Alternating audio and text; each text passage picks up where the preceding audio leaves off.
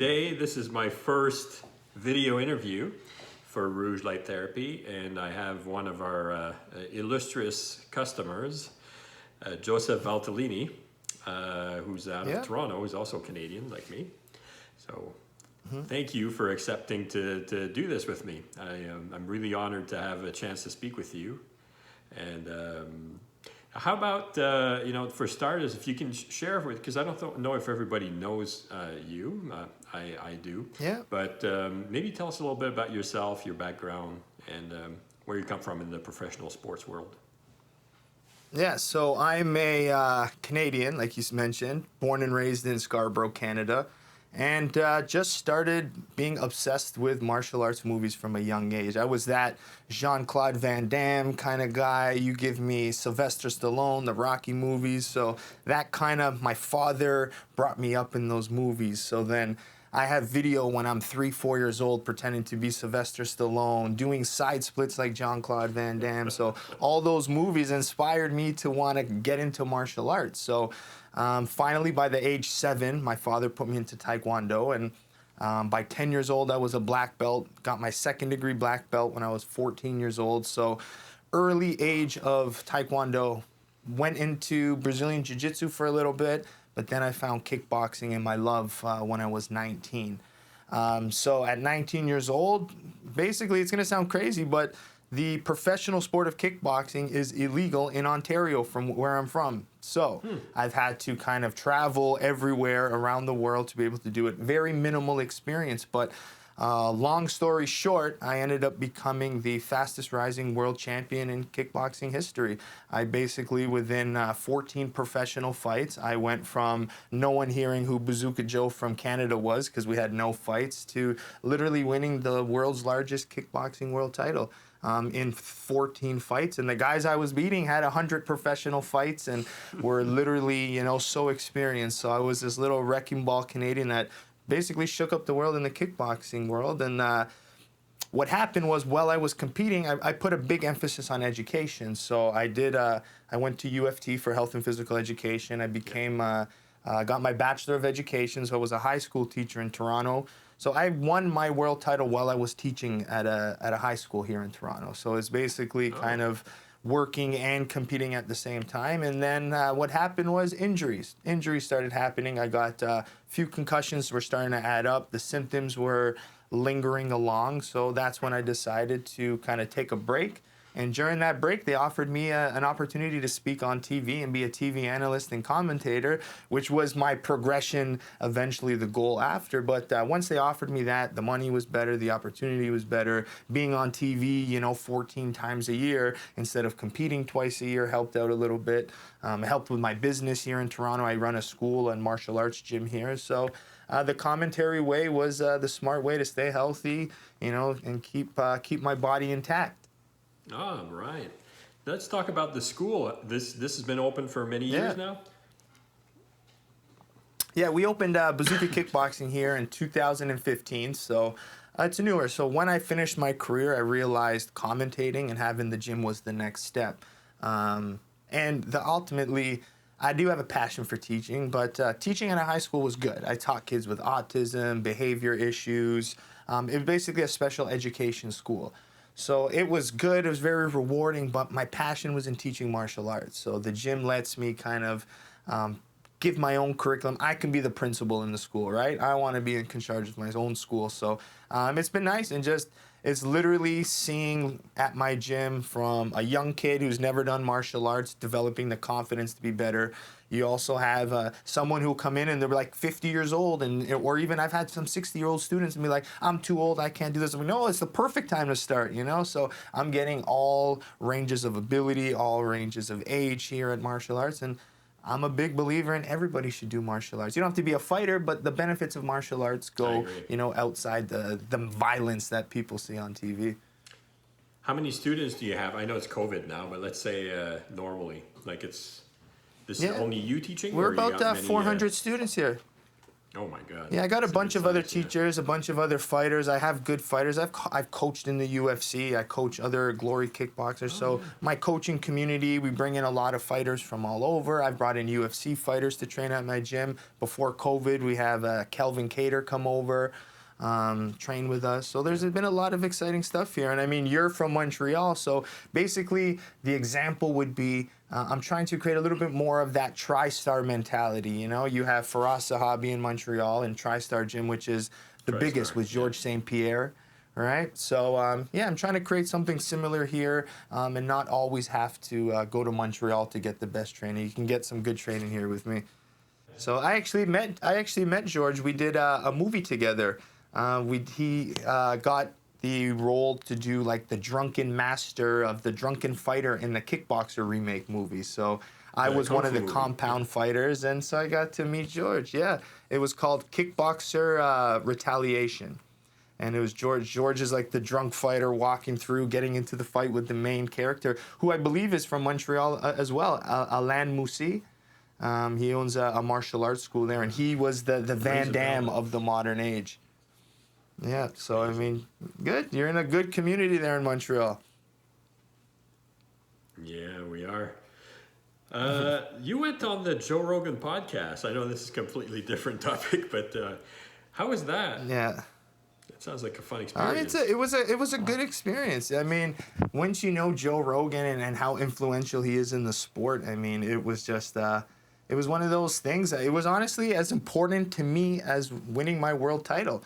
It was like being on his show, the attention, the eyes, the amount. They call it the Joe Rogan bump because as soon as you're on his show, there's so many people start following you and the attention and everyone's taking your words, you know, so seriously. So I just think it was a good step in my career. I mean, it's one of those things we continue to talk about. He's become a friend of mine, which is fantastic. And just he's the role model, right? Like when everyone asks me in my sport, I'm the commentator, I'm the face, I'm the one, welcoming people back to all the shows. So everyone relates me to trying to be the Joe Rogan of the kickboxing world. So it's like he's big shoes to fill, but he's that role model of what, you want to do as a commentator. So I look up to him a lot, and there's so much to learn from him. I mean, and I still listen to all of his shows. Even before this interview, I was listening to his recent one with Russell Peters. So, I mean, I'm always listening. I'm always learning something from his guests. So it was an amazing, amazing experience for me.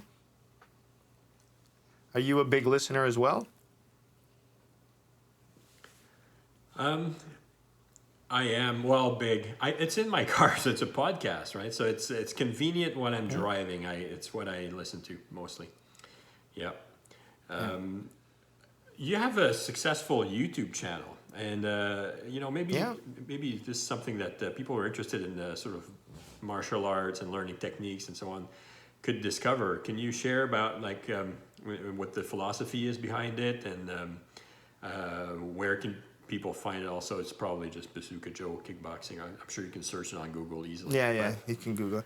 But it's actually a good lead-in because it was the Joe Rogan podcast that I had a YouTube channel that had maybe 1 or 2 videos, and after being on the podcast, all of a sudden I had 2,000 subscribers, and I was like, I got to do something with these 2,000 people now. I mean, I got this attention now. I was like, all right, let's build some curriculum and build an idea. So I came up with the idea of let me teach a lesson a week or a concept, and then each week I'll progress it. So I started with episode 1, the most basic, and then basically how you would progress in a martial arts. I teach you how to stand, then the jab, then the cross, then the hook, then each kick. So now we're at over 150 different technical series episodes. Plus I give you other workouts and stuff like that. So, I mean, a big part of me was teaching it, and you have to think it's very tough when you're not competing in this day and age to keep the name and the brand going. So I needed to think of creative ways to use my teaching, my ability to talk in front of a camera, and my martial arts experience, and YouTube was the perfect platform to do it.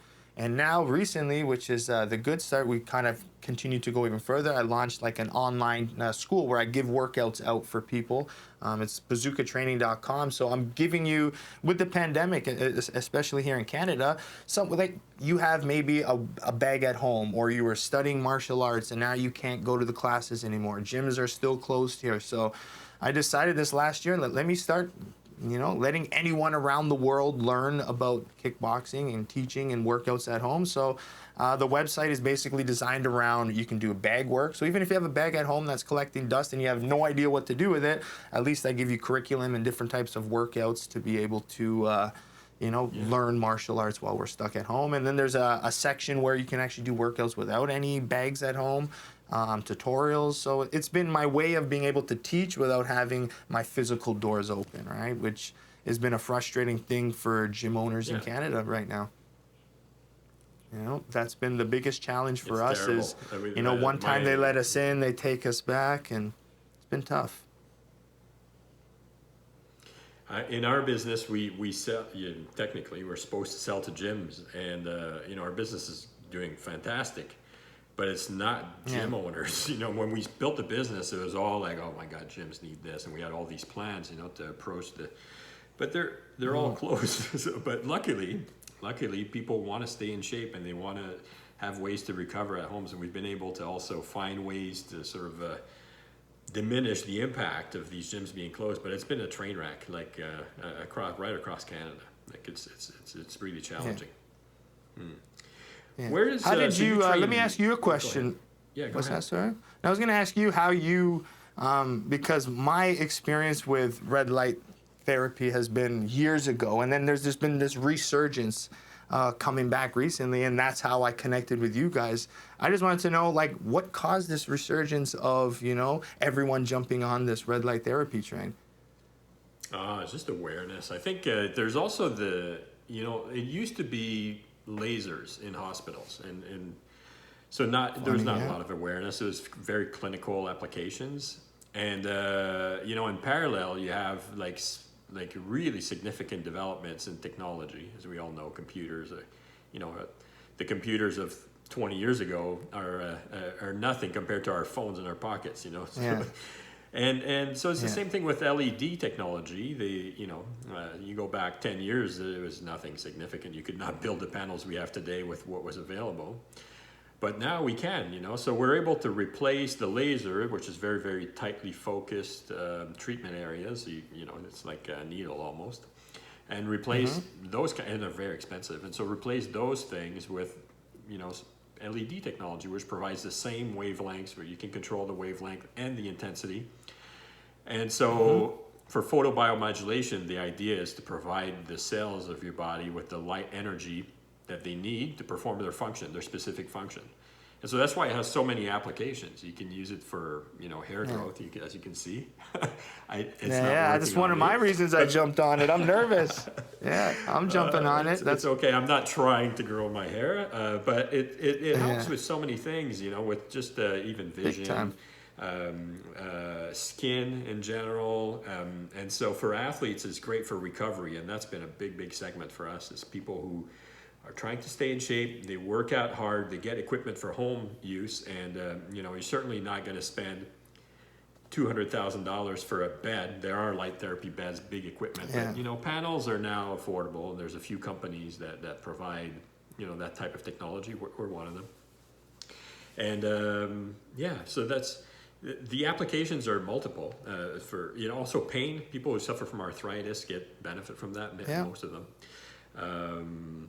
There's so much to read. You can, anybody who's really interested, you can visit our website. You can just go to Google and search for red light therapy benefits, or photobiomodulation is the more scientific term, and you'll find so much research. There's more than 4,000 published peer-reviewed studies on various topics, but it's not always going to help everybody, for everything. It's not a miracle solution.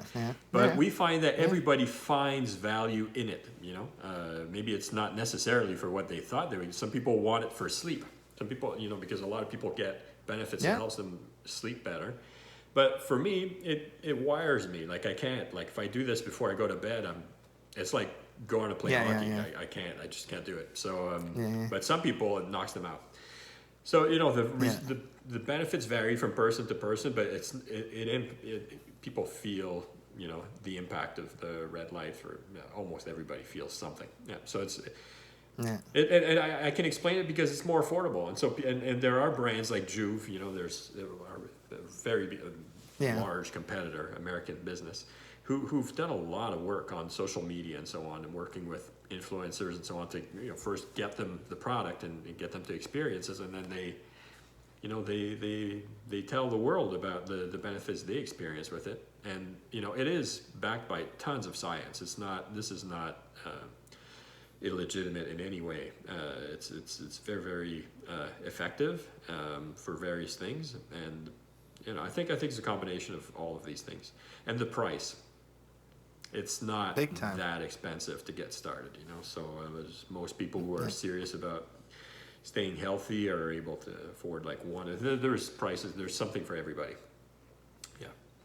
Because it started with me many years ago. Oh, yeah. Well, years ago it started where in my career, I was known as someone as you can tell, I don't grow facial hair, I don't have tattoos, I wasn't following your stereotypical fighter role, I wasn't like that, let's fight and the Chuck Liddell haircuts. No, when I went into the ring, I had my hair perfectly done, it was in nice shape, no body hair, so my image was something of importance. And my biggest fear in all of these fights is I don't want to get cut because I don't want scars on my face. I don't want to look ugly with all the scar tissue build up. And I was I still want to look good when I'm done my career. So after one of my first Muay Thai fights, I got split open with an elbow. And the elbow split my eye open, and you can still see it a bit, but there's a little bit of tissue. And I was right away, what do I do? I don't want this. So using massage, trying to get the scar tissue down, and then someone was laser red light therapy. So I got a laser pointer from years ago, and I don't know if obviously the technology is completely different, but it was me putting a laser pointer on my scar to kind of reduce some of the scar tissue and some of the scarring from it. So that was one of my ways, and this would have been at least 10 years ago. And then you would always hear about the treatment happening, you have to go to a clinic, and then I was just it's the time as an athlete, the commitment, the finances to go to these clinics and do it. It's a little bit more intimidating. And then literally 6 months ago, I started seeing my friends posting them in front of these light panels. I was what the heck's going on here? I was now what's happening? I met someone who's a big company, Perfect Sports Nutrition. He's really into the biohacking, the body, anti-aging and living forever. So he's into everything. And then he's man, you got to get on. And I was that's it. And then right away, this is why I reached out to you guys, because it's affordable. I can do it now twice a day. The benefits, man, I'm 36 now, and I'm starting to, the simple things of my knee hurts in the morning. So doing my morning where it's become a routine in my day now. So, and I think that's the important about how to use the red light therapy in my eyes is create a routine in it. My routine is I take my morning, my bath, my showers, I get ready. Then I spend 15 minutes, 10 minutes stretching in front of my light or reading in front of it. But I think the key is creating a routine from it to get the best benefits. Hey, well, I think this has been a great time. Thank you so much for accepting to do this. And I'll just to plug Bazooka Kickboxing, your gym. You will reopen, of course, so people don't forget that if you're in the Toronto area. And there are online classes now available, like you mentioned earlier. If you want to repeat the address where people can sign up if they're interested, I'd encourage that. Yeah, bazookatraining.com. So bazookatraining.com. All right. There we go. And it's all social media. I'm there, Instagram, Twitter, I'm all over. But yeah, just I'm here. Very happy that, to be able to work with you guys and to get my benefits of my red light therapy. So thank you guys. Thank you so much. Hey, I appreciate it. Have a great day, Joe. Awesome, brother. We'll talk soon.